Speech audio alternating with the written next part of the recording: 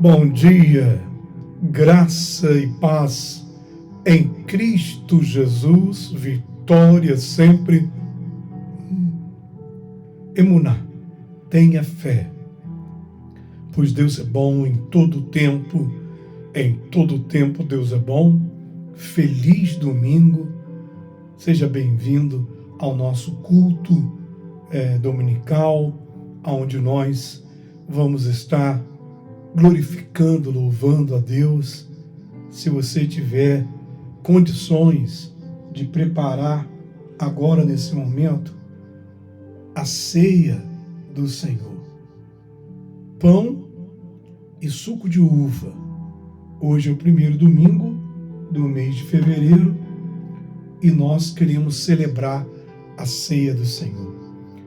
No mês de fevereiro nós estamos apresentando um propósito de oração diária em Jesus, a nossa rocha, a rocha eterna, a pedra principal, a pedra angular. Como eu expliquei aqui no devocional durante a semana, que antigamente os construtores eles colocavam uma pedra plana, bem plana, e sobre esta pedra se fazia a construção. As colunas, as paredes, elas ficavam perfeitamente alinhadas, porque a pedra angular era a pedra fundamental da construção, a fundação. Então, por isso que o apóstolo Paulo ele chama Cristo, ele diz que Cristo é a pedra angular, a pedra principal que foi descartada, rejeitada pelos construtores, ou seja, os da religião judaica. Os hebreus, eles rejeitaram, não quiseram fundamentar, construir a sua fé sobre a pedra fundamental, que é Jesus. Mas nós, a Igreja de Cristo, temos Cristo como a pedra principal, a rocha eterna, fundamento, fundação da Igreja e também da nossa fé. Então, esse mês de fevereiro, construa em oração a sua vida sobre a pedra fundamental que é Jesus. Então, prepare aí a ceia do Senhor, prepare o pão, o suco de uva. Logo em seguida da mensagem, nós vamos orar. Mas se você tiver o azeite da unção, unge o alto da sua cabeça e também as tuas mãos. E vamos adorar a Deus nesse momento. Padre querido, Padre amado, debaixo da unção do Espírito Santo, com a nossa fé fundamentada em Cristo Jesus, a rocha eterna, a pedra principal, a pedra angular, aonde a nossa vida é construída e planejada. E tudo acontece equilibrado, nivelado, porque o Senhor é a pedra principal. Nesse dia, nós apresentamos o nosso coração em adoração, em louvor ao Senhor nosso Rei, porque nós temos muito mais que agradecer do que pedir, meu Deus. O Senhor tem sido bom e fiel. As tuas promessas têm sido cumpridas nas nossas vidas. O Senhor é Jeová Jireh, o nosso provedor. O Senhor tem dado provisão para a nossa vida, não somente de alimento, de coisas materiais, mas principalmente nós recebemos provisão espiritual, que são as palavras eternas, que são pedras preciosas, pérolas de grande valor que nós temos sobre a nossa vida. O Senhor tem nos protegido com sangue precioso que foi derramado na cruz para nos perdoar, nos limpar de toda a impureza, de todo o mal. Aqui, meu Deus, nessa manhã de domingo, glorificamos, exaltamos o Teu nome para sempre. Seja glorificado, seja exaltado. Nós chegamos, chegamos ao Senhor com um coração contrito, quebrantado, reconhecendo, meu Deus, as nossas fraquezas e debilidades, reconhecendo que não podemos sem o Senhor. Fora de Ti, separados de Ti, nada podemos fazer, meu Pai. Porque precisamos da Tua orientação, da Tua luz que brilhe para nos guiar pelo caminho certo, o caminho correto, o caminho da salvação. Se nós tentarmos trilhar o nosso próprio caminho, nós fracassaremos, cairemos em ruínas, porque nada somos fora de Ti, meu Deus. Reconhecemos, confessamos, agora nessa manhã de ceia do Senhor, os nossos pecados, que falhamos em palavras, em atitudes, em pensamentos, em intenções. E recebemos o Teu perdão, meu Deus, e a Tua misericórdia nessa manhã. Muito obrigado, ó Deus, pelas Tuas promessas fiéis. Eu declaro, ministro, nessa manhã, meu Deus, a cura física, emocional e espiritual. A todos que estão necessitados, visita agora os hospitais, as clínicas, os leprosários, as casas de repouso, visita os anciãos, as crianças nos orfanatos, os presos de injustiça. Venha dar provisão de pão, alimento ao pobre, ao necessitado que vive em escassez. Visita as viúvas, visita as famílias, transforma os lares com a Tua presença. Nós pedimos em nome de Jesus. Em nome de Jesus. Meus amados, antes de nós entrarmos na comunhão da ceia, prepare aí, deixa eu apresentar aqui mais uma vez. Aqui está a minha ceia. Prepare a sua também. Eu gostaria de trazer uma palavra que eu anunciei, que estaria apresentando no dia de hoje.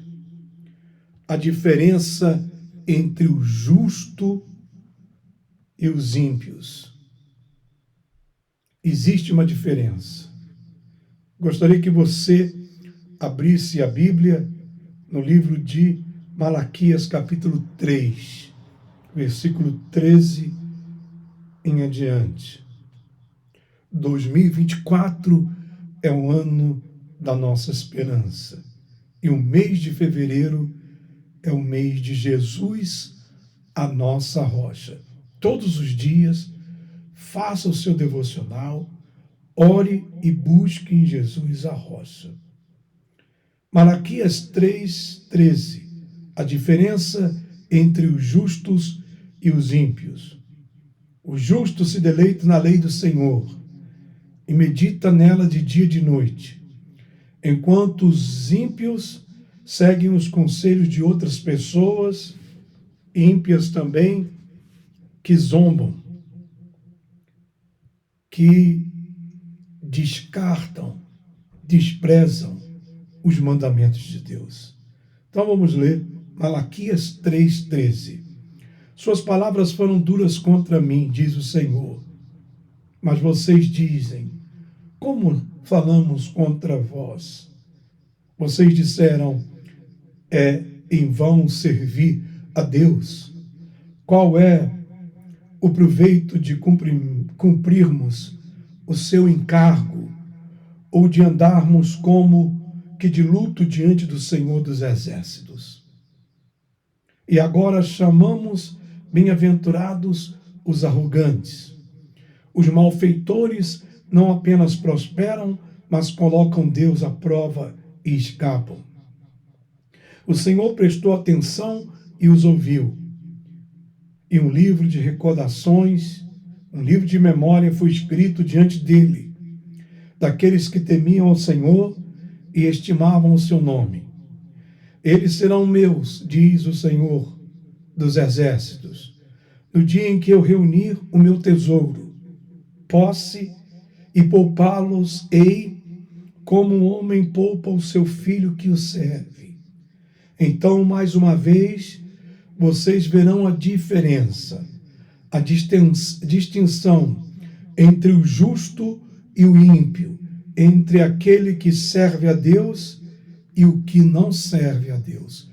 Pai querido, Pai amado, na Tua presença, hoje entregamos nas Tuas mãos a revelação dessa palavra, que seja entregue pelo poder e pela unção do Espírito Santo de Deus. Aqui o versículo 13 começa com mais uma acusação de Deus feita contra o povo de Israel.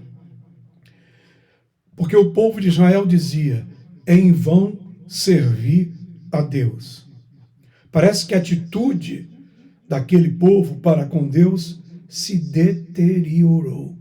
Assim como hoje em dia muitas pessoas, elas têm deixado a sua relação com Deus se deteriorar. Quando a pessoa começa a se comparar, esse é o grande problema. O grande problema da humanidade é a comparação com outras pessoas. Quando nós deveríamos manter o nosso foco em nós, na nossa vida, e não andar por aí nos comparando com A, B, C ou D. Porque as pessoas se consideram justas e merecedoras. Então elas se comparam. Como é que pode que aquela pessoa ali prospera? Aquela pessoa consegue as coisas e nem teme a Deus. E eu, que sou servo de Deus, não tenho. Isso está errado. Já está havendo um erro aí. O povo estava certo ao presumir que a adoração a Deus trairia bênçãos e prosperidade. Pois o próprio Deus disse isso na passagem anterior, quando ele fala, a respeito do dízimo, ele disse que trouxessem todo o dízimo na adoração, e Deus disse que abriria para vós as janelas do céu, derramaria sobre vós uma bênção até que não haja mais necessidade. Eles estavam certos, assim como eu estou certo, assim como você está certo, de esperar uma bênção tangível de Deus ao praticarem a fé. Mas o que eles estavam praticando não era a fé que hoje Cristo Jesus traz, era a religião. Muita gente está praticando a religião e estão se distanciando da fé, estão confiando na sua religiosidade para receberem os benefícios de Deus. Deus não discordou das expectativas do povo, assim como ele não discorda na nossa expectativa de querermos ser felizes, ter paz, prosperidade. Mas os métodos, a maneira como nós estamos buscando essas bênçãos estão erradas. Como você vê hoje em dia, essas igrejas desse movimento neopentecostal que levam as pessoas a buscar a Deus somente para receber os benefícios. As pessoas não são levadas a ter uma relação pessoal próxima, fiel com Deus. Elas são levadas a rituais religiosos que os líderes religiosos garantem às pessoas que elas vão prosperar. E as pessoas acreditam e ficam ali a vida toda praticando os mesmos rituais. Assim também eram os hebreus, o povo de Deus, os judeus. Eles praticavam a sua religiosidade acreditando que, praticando a religiosidade deles, eles seriam dignos, merecedores de bênção. E não é assim. Não é assim. É muito fácil nós depositarmos a nossa confiança no nosso desempenho, presumindo que a nossa atividade religiosa vai nos conferir algum mérito diante de Deus. É chamada adoração errada. A pessoa está adorando, mas de forma errada. As pessoas que estão seguindo esse movimento neopentecostal, eu dei, eu tenho que receber. Eu estou dando aqui, Deus agora tem que me dar. Isso é uma forma de adoração errada. Porque quando nós adoramos a Deus, nós adoramos pelo que Ele é. Nós adoramos pelo que Ele representa na nossa vida. O nosso Salvador, o nosso Rei, o nosso Redentor. Claro que Ele, vendo as nossas dificuldades e necessidades, Ele nos abençoará. Ele diz, qual é o pai que o filho lhe pediu um pão e lhe dará uma pedra? Então Deus, Ele não nos negará nenhum benefício, mas nós temos que deixar a adoração errada. Esse sistema religioso foi criado somente para enriquecer as igrejas e os líderes religiosos. E as pessoas entram nesses lugares, permanecem ali durante anos fazendo os rituais religiosos, até que ela não tem mais nada, ou até que ela perde completamente a fé e a esperança, e ela sai e se destrói a vida. Então, qual é a função desses ministérios? Não é de salvar. Porque se fosse de salvar, em primeiro lugar se leva a pessoa ao reino de Deus, a buscar a Deus, a ser convertida a Deus. Buscar em primeiro lugar o reino de Deus e a sua justiça, e todas as demais coisas vos serão acrescentadas. Então, as bênçãos que nós estamos querendo receber, elas vêm como uma consequência, da nossa vida, do nosso relacionamento com Deus. Onde as pessoas erravam, é o mesmo lugar onde muitas pessoas hoje estão errando. Adoração errada. É o problema da religião e da religiosidade. Acreditamos que Deus é servido por uma forma de adoração puramente externa. Mas Deus diz que tais atos são inúteis. Não importa quão bom possamos ser nisso. Não adianta. A adoração ela tem que ser interna, no nosso coração, no nosso espírito. Claro que isso se vai externar, né? O que eu estou vivendo dentro de mim, com Deus, se vai exteriorizar através de louvor, adoração, canção. Mas o pior é as pessoas fazerem isso de uma forma externa, estando vazias por dentro. Jesus falou muito sobre isso. Agora vamos ver a resposta de Deus. O povo reclamou, né? Como é que pode? Em vão é servir a Deus. Estamos aqui adorando. Olha só, os ímpios fazem tudo errado e prosperam, e nós estamos aqui passando lutas. Aí no versículo 16, diz que Deus prestou atenção e ouviu o que estava sendo dito. Ele disse: um memorial foi escrito diante deles. Esta, provavelmente, é uma referência metafórica, né? Usada para significar o fato que Deus se lembra de tudo. Então, um livro de memorial. Imagina que você escreve um diário e você escreve uma coisa importante ali a respeito de uma pessoa. Então, quando você lê ali, você se lembra daquela pessoa que você tem um compromisso de ajudar, porque ela fez alguma coisa boa para você. Então, aquela anotação é um memorial, é uma maneira de você relembrar a você mesmo que você tem um compromisso de ajudar aquela pessoa. Então, Deus, ele tem um memorial, ele tem um livro escrito no coração dele sobre as nossas vidas, sobre quem somos, o que fazemos. E ele olha, ele é o Deus que tudo vê. Amém? Ele vê. E ele tem a recompensa, diz a Bíblia, de acordo com as obras de cada um. No dia do juízo, Jesus abrirá os livros e todos comparecerão, vivos e mortos, grandes e pequenos, e serão julgados segundo as obras desse livro.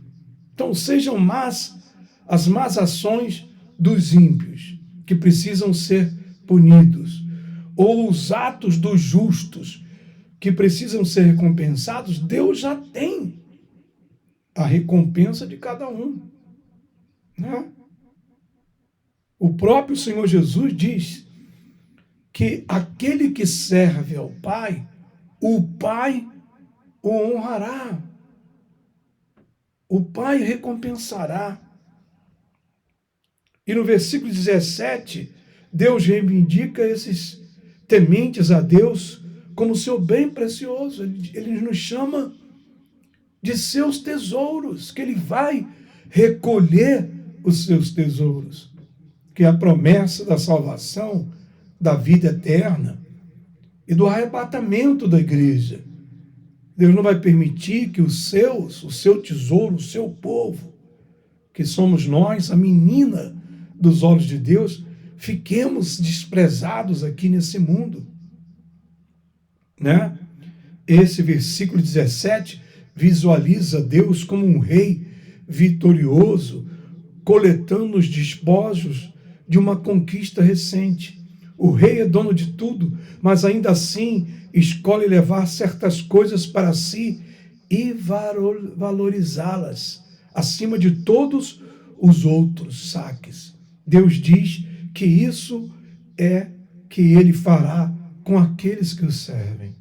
A diferença entre o justo e o ímpio, entre os que servem e os que não servem a Deus.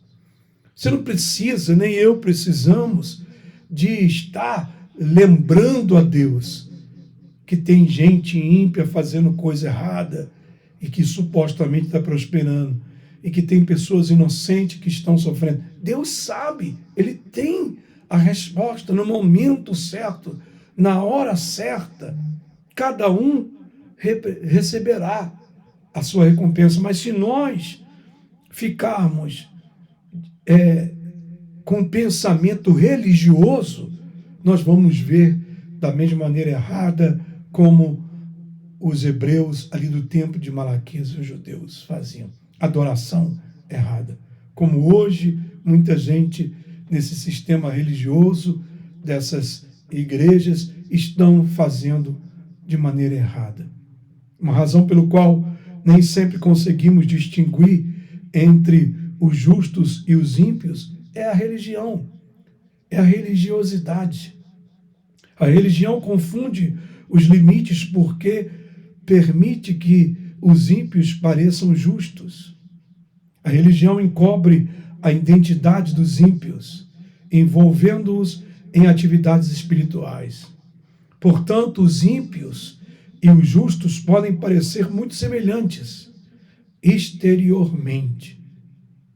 E, claro, é sempre difícil discernir os verdadeiros motivos do coração de uma pessoa.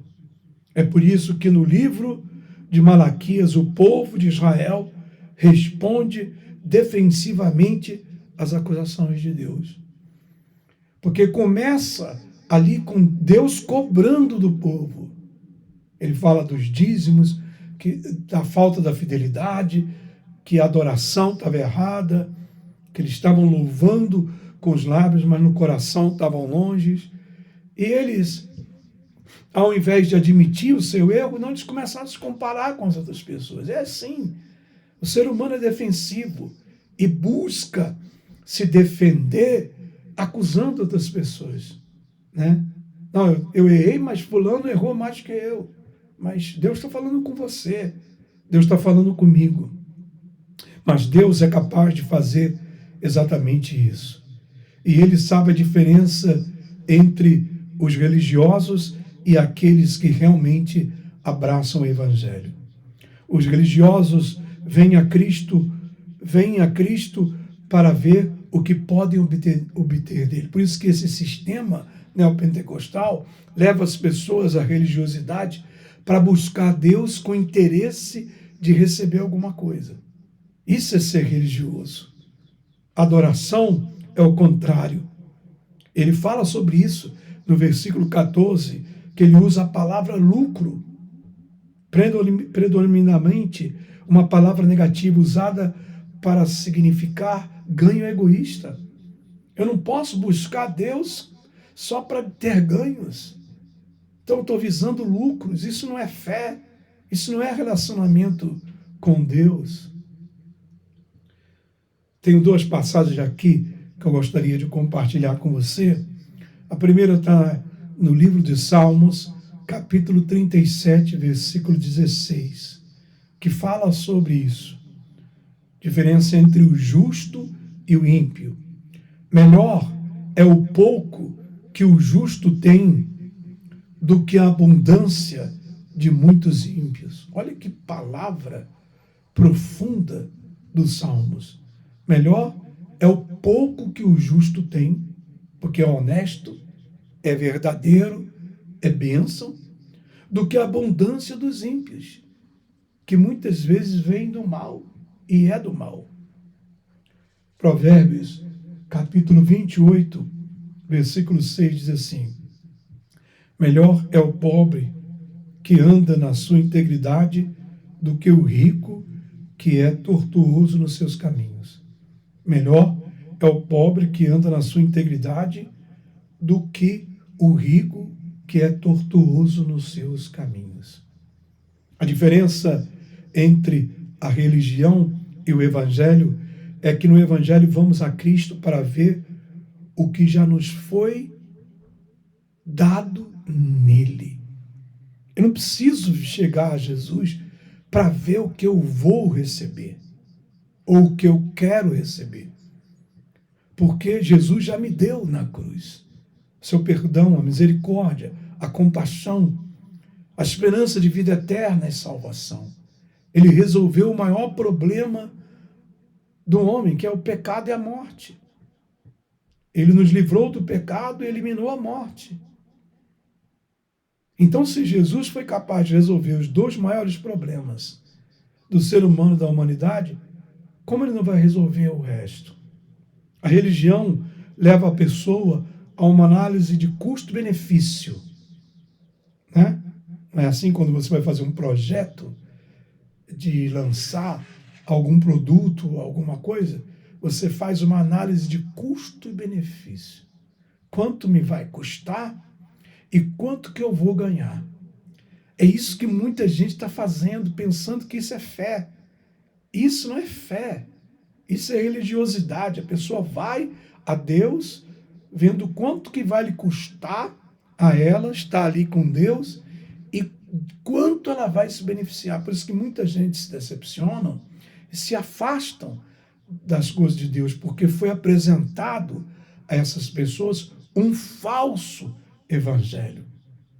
Um evangelho torcido, corrompido pelos líderes gananciosos que só pensam nos seus próprios benefícios.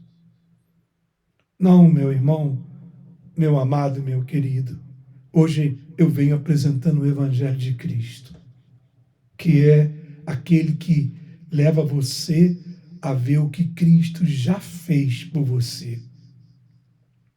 A religião pergunta a Jesus: será que vale a pena? O Evangelho diz que ele, Jesus, vale a pena. A religião é buscar o que podemos ganhar com o que fazemos para Cristo ou por Cristo. O Evangelho trata de celebrar o que já ganhamos e conquistamos por causa do que Cristo Jesus já fez por nós na cruz. Eu vou fazer uma oração e em seguida eu vou preparar aqui a ceia. Olha só, já estou com a ceia aqui. Nós juntos vamos celebrar a ceia do Senhor.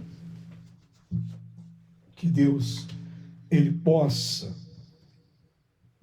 nos abençoar nesse dia,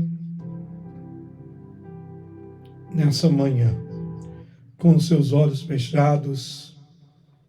Querido Deus e amado Pai, nós estamos diante da Tua presença e queremos apresentar o Evangelho de Cristo, que nos apresenta tudo que o Senhor já fez, tudo que o Senhor já conquistou por nós lá na cruz. O Senhor nos deu dignidade. Nós fomos justificados pelo Teu sangue. Foi feita justiça na nossa vida.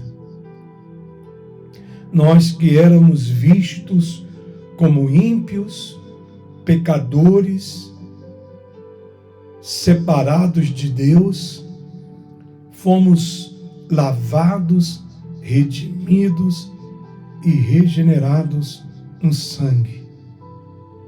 E agora nós podemos servir a Deus,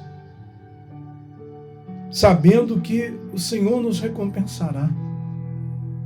Por isso, meu Deus, o Senhor faz a diferença entre o justo e o ímpio, entre o que serve e o que não serve a Deus.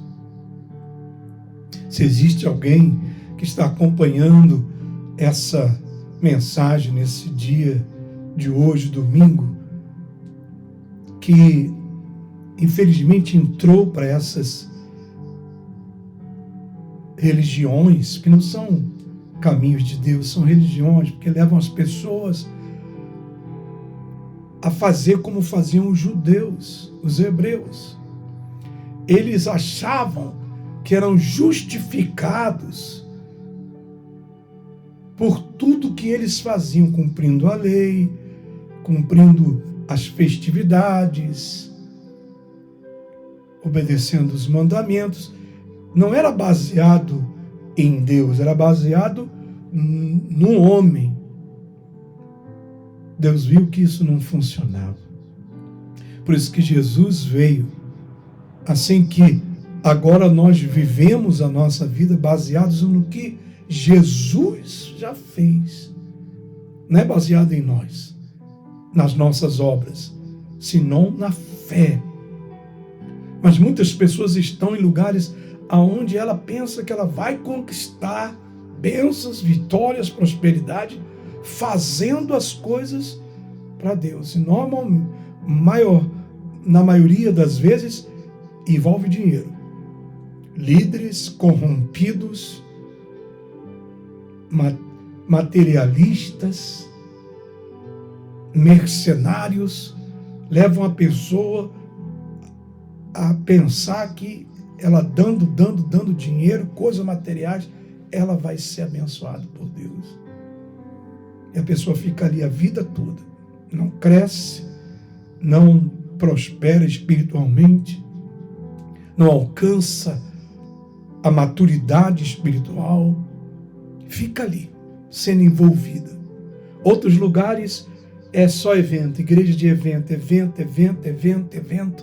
A pessoa participa de todos os eventos, achando que aí está a bênção dela. Mas não existe um relacionamento. Não existe oração, consagração, santidade. Não existe o serviço do Evangelho, que é a evangelização. O que serve a Deus evangeliza, fala, prega a palavra. Meu Deus, renova o teu povo, a tua igreja nessa manhã. Se você tiver a ceia nas mãos, toma agora o pão. A Bíblia diz no Evangelho de Lucas que o Senhor, na noite que foi traído, depois de haver ceado, tomou o pão, deu graças e partiu o pão aos seus discípulos, dizendo: tomai e comei, este é o meu corpo, que é dado por vós para a remissão dos vossos pecados. Coma o pão.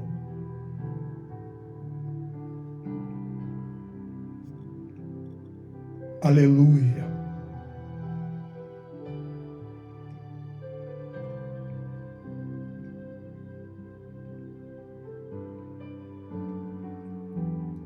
Glória a Deus. Você que está em casa, que está doente, talvez até num hospital, numa clínica, participando da ceia, Jesus te cura agora. Ele te livra de todo o mal. Ele preenche a sua vida de unção e de presença. Do mesmo modo, depois de haver partido o pão, ele tomou o cálice, dividiu com seus discípulos, dizendo: tomai e bebei. Este é o cálice do meu sangue, o sangue de uma nova e eterna aliança, que é derramado por vós para a remissão dos vossos pecados. Fazei isso em memória de mim até que eu venha. Beba.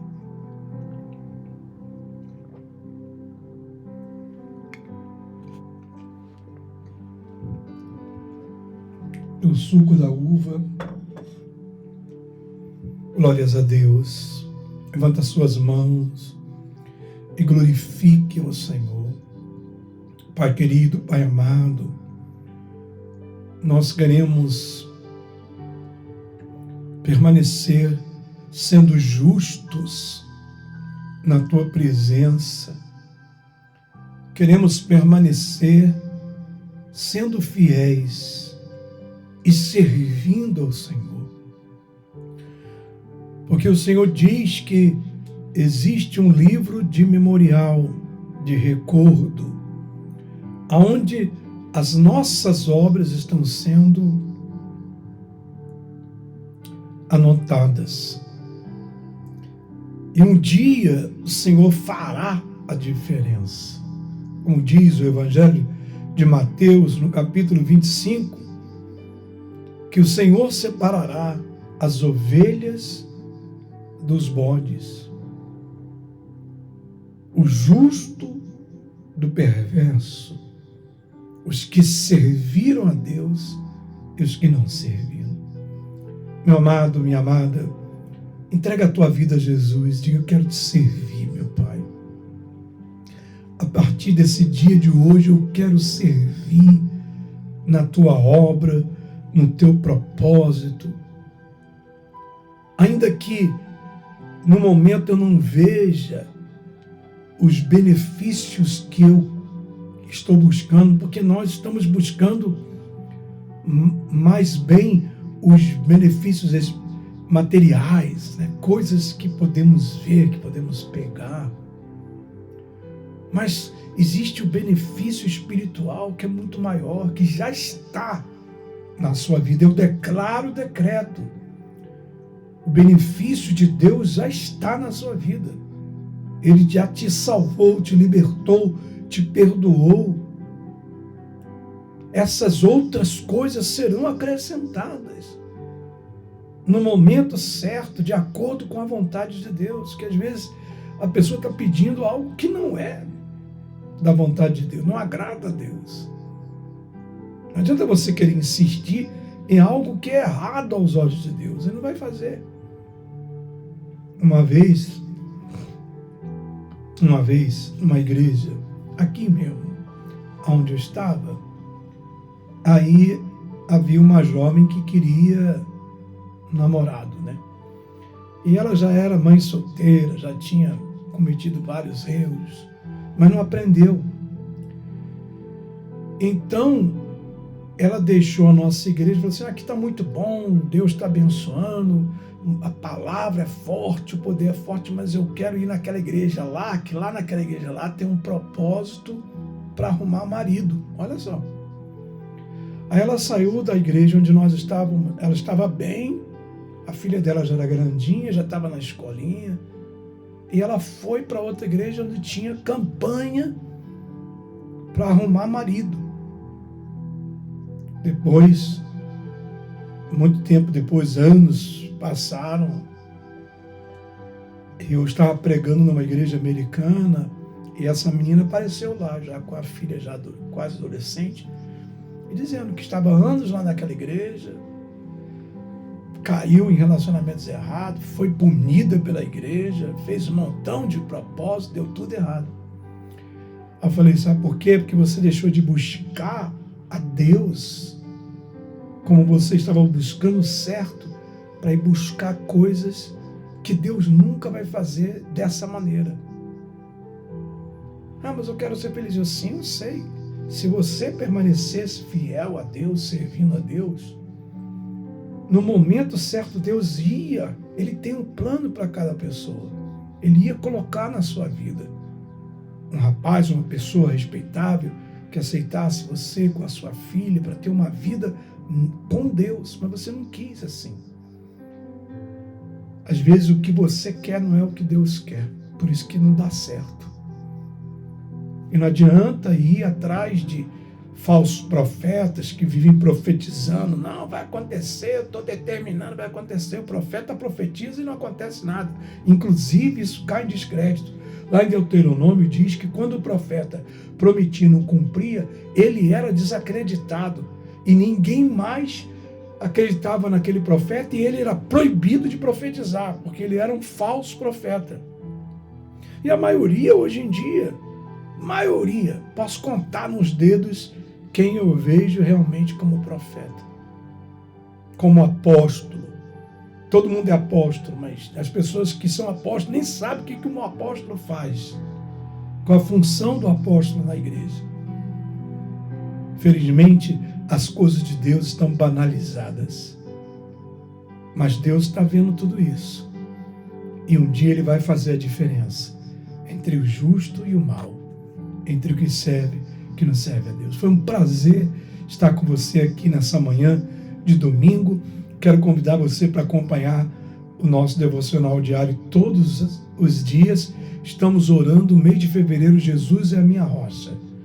Você vai buscar afirmar, construir, fundamentar a tua fé, o teu coração, o teu desejo, o teu serviço em Jesus.